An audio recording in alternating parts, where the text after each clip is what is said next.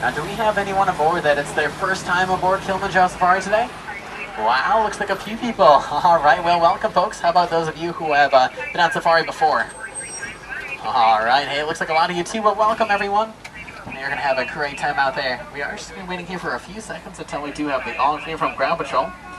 And then we'll be entering the reserve in a place called the Atiri Forest. A lot of animals can be found there. So hopefully it'll be, looks like we do have the all-clear there. So folks, ready to go on safari? All right, well, let's go on safari. Hey, Airborne Patrol, this is Simba 1, over.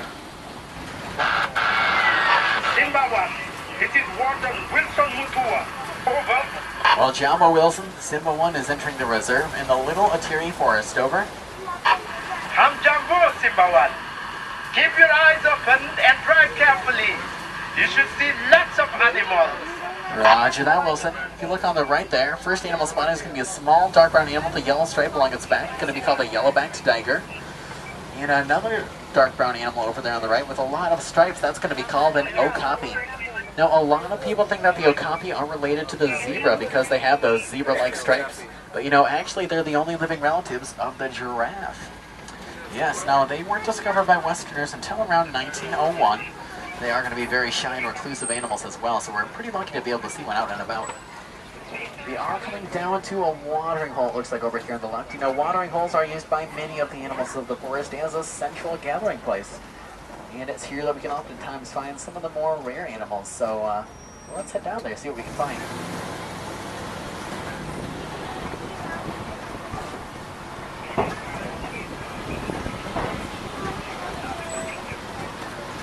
Wow, that's a black rhino over there, folks. Check it out. Black rhinos are an extremely rare find. There aren't that many of them left in the wild.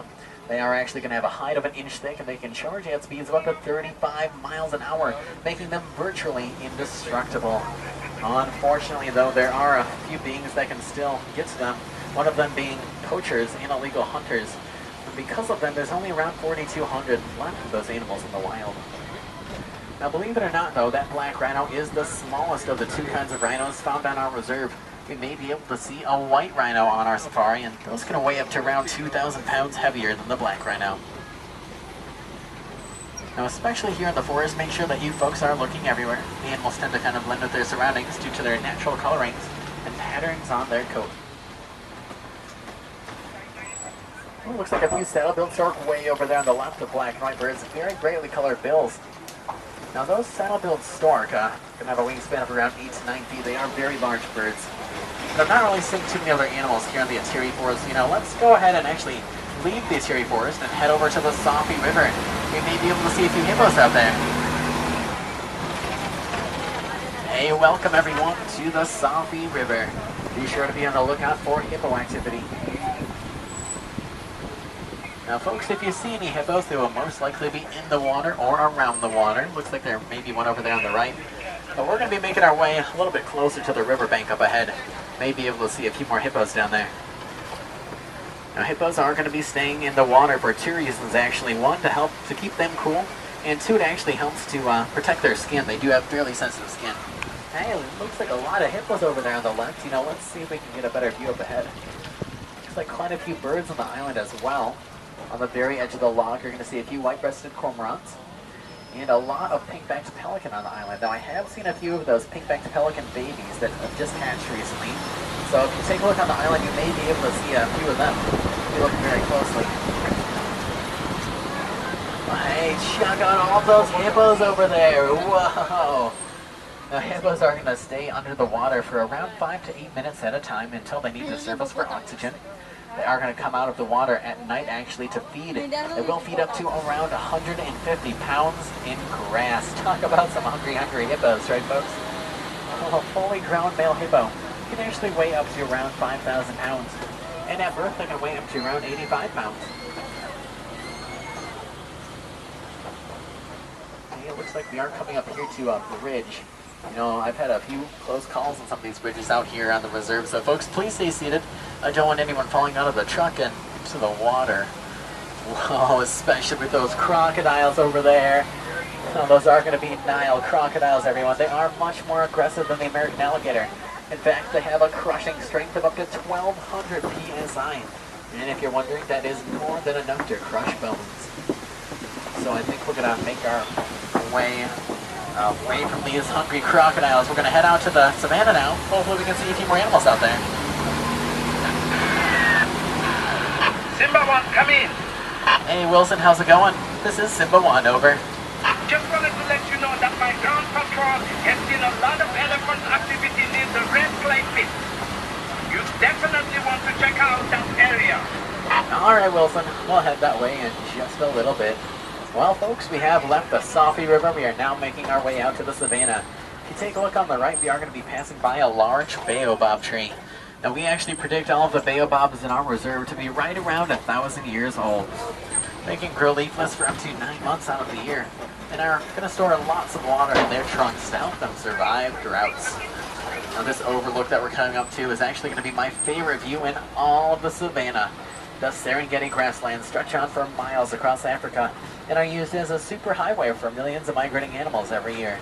This is the wild Africa we are all working so hard to conserve.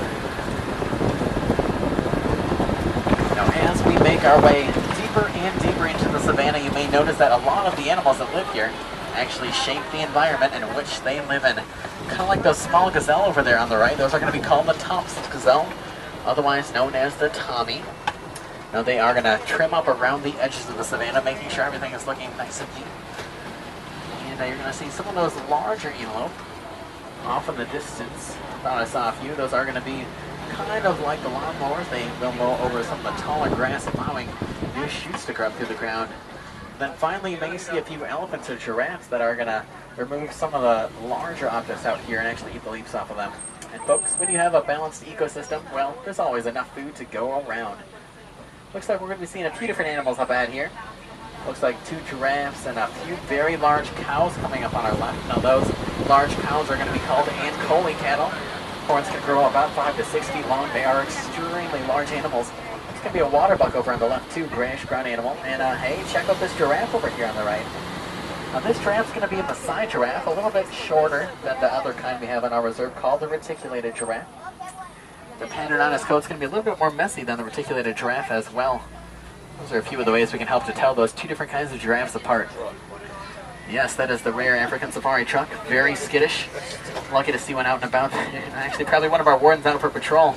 And look at these large, light tan animals we're going to be passing. They're going to be called Patterson's eland. Now, these eland are actually the largest antelopes to be found in all of Africa, weighing up to almost a ton and standing up to 6 feet tall at the shoulders. Take a look at those horns they have on their head. You'll notice they have a few twists in their horns.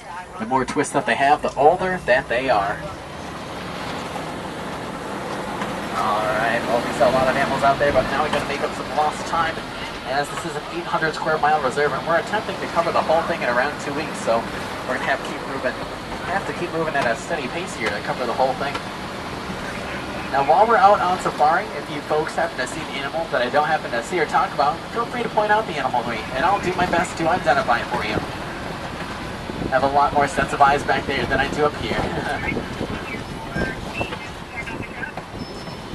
Well, it looks like that we're coming up to a few white gritter wildebeest. They're going to be on our left, under this grouping of trees. Now, wildebeest are going to be part of the largest animal migration still on this planet. Over 1.5 million of them migrate across the savannah every year. You know, wildebeest actually means wild cattle in Afrikaans. And another nickname for them is going to be New. That's spelled G-N-U. That's a reference to the sound they oftentimes make.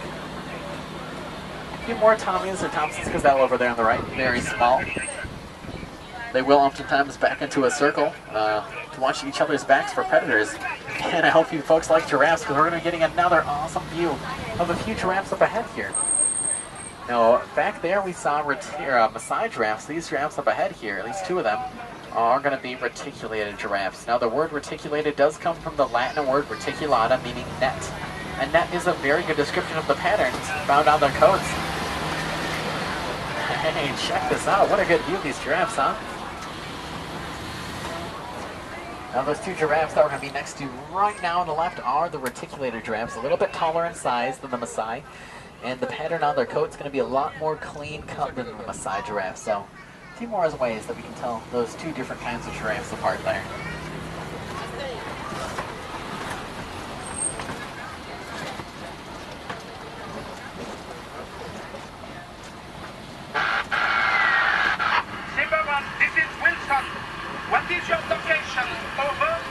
Monkey Point, heading towards elephant country, over. Keep your eyes open for me. We picked up a baby elephant that was wandering off on its own. We can't find the mother. I'm afraid poachers may be in the reserve. All right, Wilson, that does not sound good at all. We'll be sure to keep your eyes open for that missing elephant and those poachers for you. You heard them, folks. Be sure to keep your eyes open for any suspicious activity that might be poaching.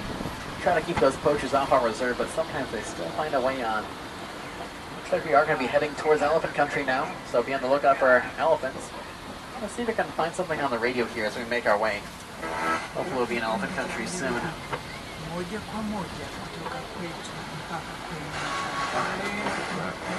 Hey, there we go. You can always pick up that Harambe station back here. Now, it's getting a little bit unfortunate. It looks like the road over here on the right has been closed. This is the road that we're supposed to be taking. Yeah, it's been completely washed away over there. Okay, well, you see, folks, that washed away road is actually the only road that I've ever taken back here in this part of the savannah before. So, yes, I'm a little bit lost right now, but hopefully we'll be finding our way out of here.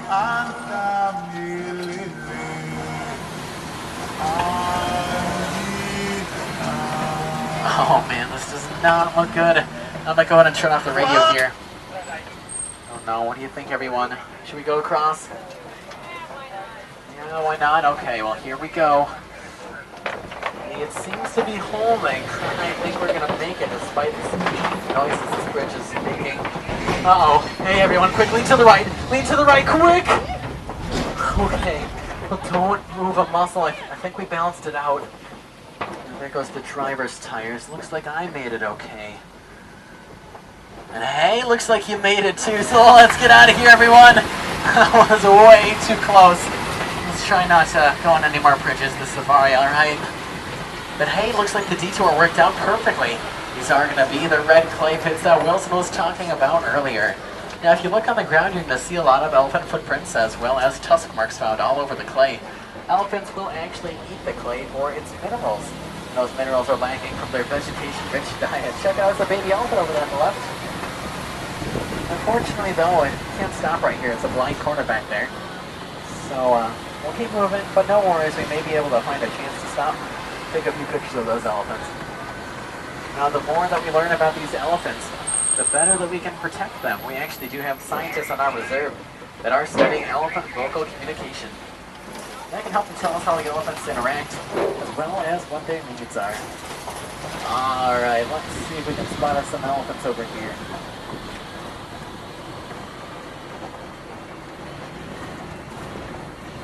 See a few elephants way far back there on the left. We'll stop here. I don't know if we're going to see any up ahead, so you can take a few pictures of that baby elephant way back there if you want. Now that baby elephant back there probably is going to be right around a year to a year and a half old, I would guess. They start to get their tusks at right around that age. They will live with their mothers for up to 13 to 15 years, actually, learning everything they need to learn about being an elephant. But let's see here. We may get a chance to see another elephant or two up ahead.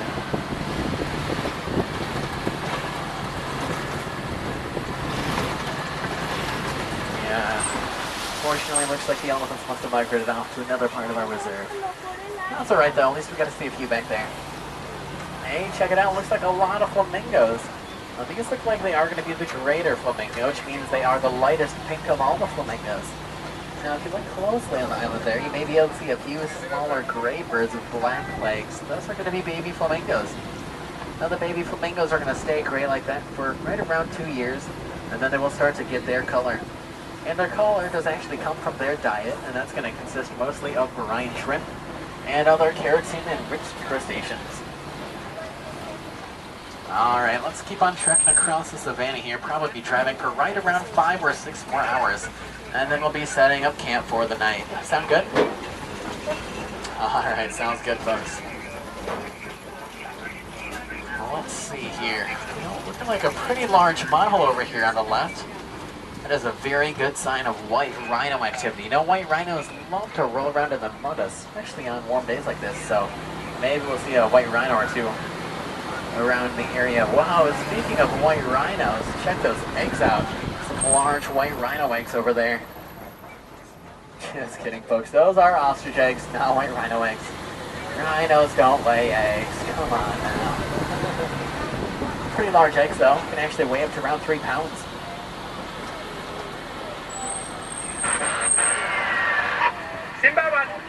I see you at the junction. I suggest you go west. It will be worth it. Oh, I agree, Wilson. It will be worth it. Check out those cheetahs over there on the left. You see them, folks? They're going to be way out towards the center there. Look for the spots laying on the grass there. Looks like a few cheetahs. Now, cheetahs are the fastest land animals in the entire world. They can run up to 65 to 70 miles an hour, but they can only run that fast for short sprints and in straight lines. That's probably why some of the prey, like the Thompson gazelle, will run in a zigzag pattern. Now, cheetahs are going to also be diurnal hunters. That means they hunt only during the daytime. It's really because they don't have very good eyesight and they cannot hunt effectively at night. Well, coming up ahead here, looks like we're going to be passing by a very large formation of rocks. The Swahili word for that is going to be kopi. You know, lions do love to hang around these kopis. They use them as a place to relax, as well as a place to look across the savannah to spot prey. So we may be able to see a lion or lioness hanging around up here.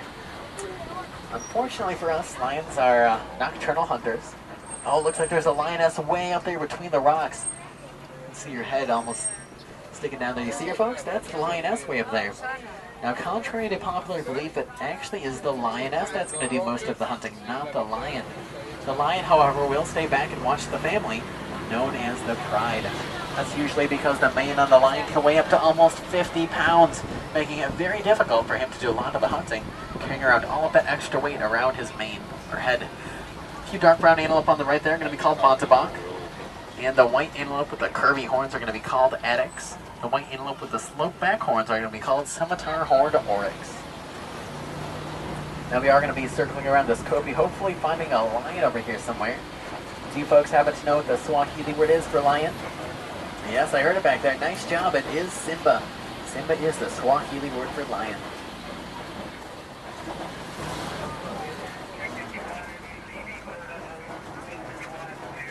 I'm not seeing him up there. Must be off in another part of our reserve. That's unfortunate. Looks like a few large holes in the ground on the left here. Probably going to be warthog for us. You know, warthogs are a little bit skittish though, so if we don't see any, we may have already scared them off with our loud truck here. Not going to see any, unfortunately, looks like. But hey, it looks like some of my favorite antelope on the reserve called the Addax. We're going to see down here on the right. Those horns on their head, the twisty ones, can actually grow to be around 3 feet long. And the Addax can actually survive their entire lifetime with only drinking water once. It's true. A few more Scimitar Horned Oryx way up there, white antelope with the sloped back horns. And once again, the Montabak, the dark brown antelope on the right there. And some more ostrich eggs on the left.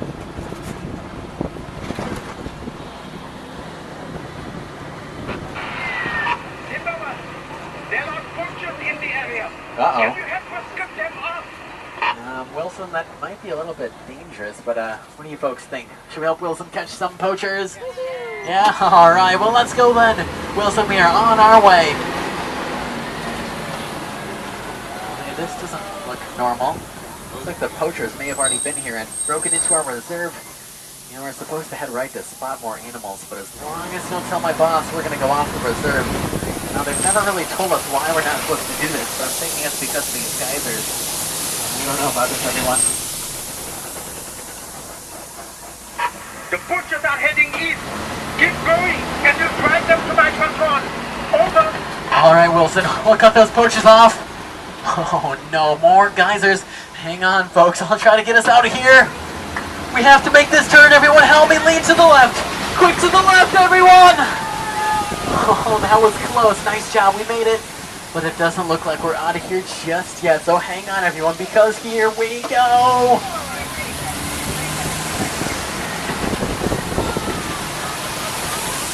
Wilson, it looks like we're too late. The poachers have already left their camp. What should we do? Oh,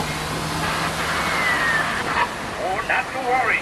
You drop them right into my patrol. Oh, that is great news, Wilson. We caught the poachers, everybody. Woo! The poachers ran, but they won't get far. We located the mother elephant.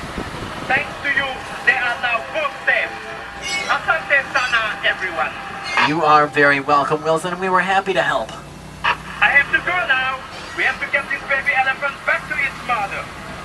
All right, Wilson. Well, we will catch you later. Well, folks, looks like we are heading back into the reserve. So, unfortunately, I have some bad news. Well, because of that detour back there helping Wilson out with those poachers, I am going to have to cut our 2-week-long safari a little bit short. And you know what? I'm going to have to cut it short by about 14 days, actually. I'm sorry, everyone. But hey, no worries. I'll drop you off at the nearest warden's post. And you know, from there, it's going to be only a few more miles back to the village of Harambe. You know, most people usually make it. Well, thank you so much, everyone, for helping me catch those poachers back there and save that baby elephant. I could not have done it without you. Please come back and visit us again here at Safari, as no two safaris are ever the same. The animals make sure of that. Now, we're going to go ahead and dock here, but really don't like to say goodbye here in Harambe, as it's really too sad and too final. So instead, we say a Swahili term, which means go well. And that term is going to be Kwaherini. So Kwaherini, everyone. All right, thanks, folks. Holding.